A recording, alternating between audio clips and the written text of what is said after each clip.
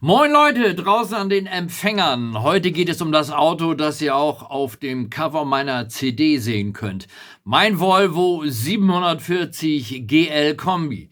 Nix hinzugefügt, nix weggelassen, die Wahrheit und nichts als die Wahrheit. Sozusagen 5 Chords and the truth. Hier ist groß, rot und eckig.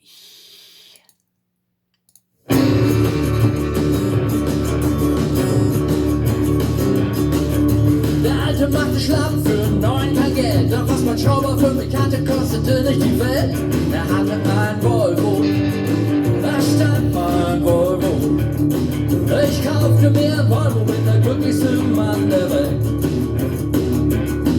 Meine Freundin zweifelte an meinem Verstand. Du wohnst hier im Viertel und nicht auf dem Land. Was willst du mit dem Volvo? Der ist zu groß, dein Volvo. Aber ich kaufte mir ein Volvo, bin der glücklichste Mann der Welt. Eine Tankanzeige gibt es längst nicht mehr.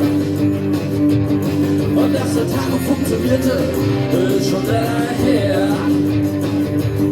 Ich fahre nur noch einen Drehtag und nach Höhe. Hey, ich hab eine Sitzheizung, was will ich noch mehr?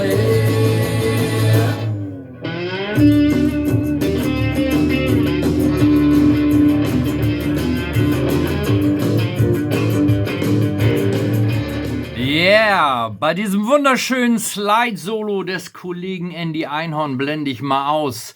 Wenn euch das gefallen hat, und ich weiß, es hat euch gefallen, dann geht auf meine Seite www.knipgambo.de. Dort könnt ihr diesen Song auf dieser Platte kaufen.